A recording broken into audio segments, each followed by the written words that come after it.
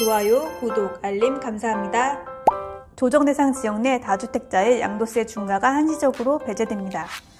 현행 다주택자가 조정대상 지역 내 주택을 양도하면 2주택자는 10%, 3주택 이상자는 20%가 중과되고 장기보유 특별공제도 받을 수 없습니다. 그런데 작년 12.16 대책에서 다주택자가 조정대상 지역 내에 10년 이상 보유한 주택을 양도할 때는 한시적으로 양도소득세를 중과하지 않고 장기보유 특별공제도 허용해주기로 했습니다.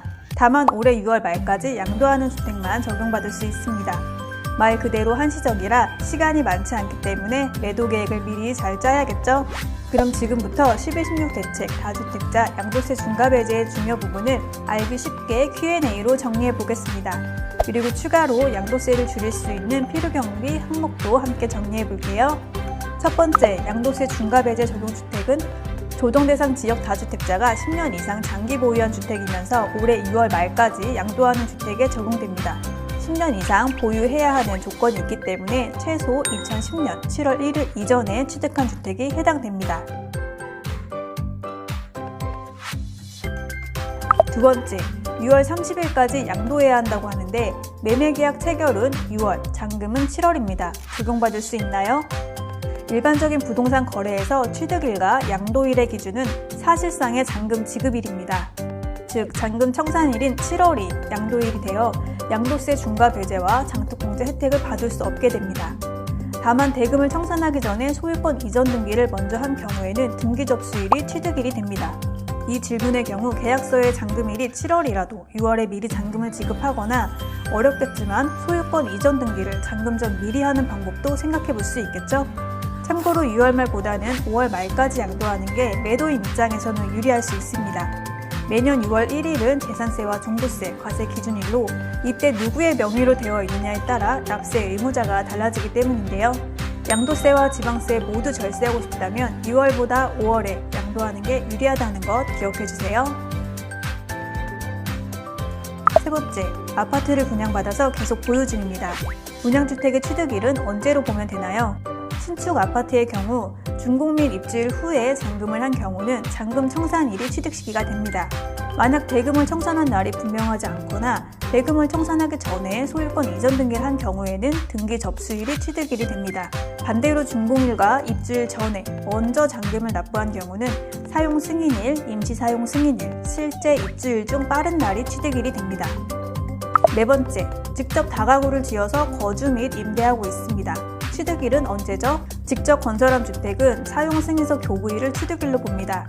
만약 사용승인서 교부일 전 사실상 사용하거나 임시 사용승인을 받은 경우는 둘 중 빠른 날을 취득일로 봅니다.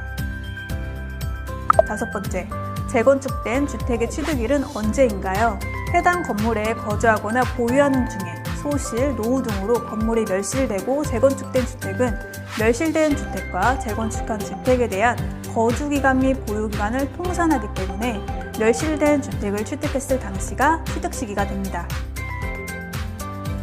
여섯 번째, 상속주택, 증여주택의 취득 시기는 언제인가요? 상속주택의 취득 시기는 상속 개시일입니다. 증여는 증여계약일이 취득 시기가 되고 증여계약일 전에 등기를 하면 등기일이 취득 시기가 됩니다. 만약 증여계약을 할 때 어느 시점을 정해서 증여하기로 조건을 걸었다면 조건이 성취되었을 때가 증여계약일, 즉 취득일이 됩니다. 일곱 번째, 이번 혜택으로 장기보유 특별공제도 받을 수 있다고 하는데 얼마나 받을 수 있나요? 장기보유 특별공제는 3년 이상 보유 시 보유기간에 따라 연간 2%를 적용해 최대 30%를 공제받을 수 있습니다. 이번 혜택의 대상이 10년 이상 보유한 주택이죠. 10년 보유한 경우 20%를 공제받을 수 있고 15년 이상 보유한 경우 30%를 공제받을 수 있습니다.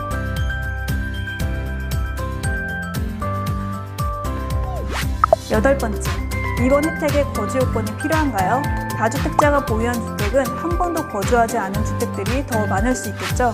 다행히 거주 요건은 필요 없습니다. 주택의 개수로 2주택자, 3주택 이상자를 따져 조정대상 지역 주택을 양도할 때 양도세를 중과하고 있습니다. 여기에 거주 여부는 상관없기 때문에 총 보유기간 10년 이상이라면 거주한 적이 없어도 양도세 중과 배제와 장기보유 특별공제 혜택을 받을 수 있습니다. 참고로 보유기간을 계산할 때는 초일부터 계산하면 됩니다. 민법에서는 초일 불산일이 원칙이지만 자산의 보유기간을 계산할 때는 초일을 산입해서 계산합니다. 여기까지 조정대상 지역 내 다주택자 양도세 중과 한시적 배제에 대해 알아봤습니다. 지금 조정대상 지역 다주택자는 매도를 해야 할지 말아야 할지 고민이 많을 수밖에 없습니다. 그동안의 상승분에 세군 주택가격이 급등했고 다주택자는 양도세율도 중과돼 최대 62%의 세율을 적용받을 수도 있기 때문입니다.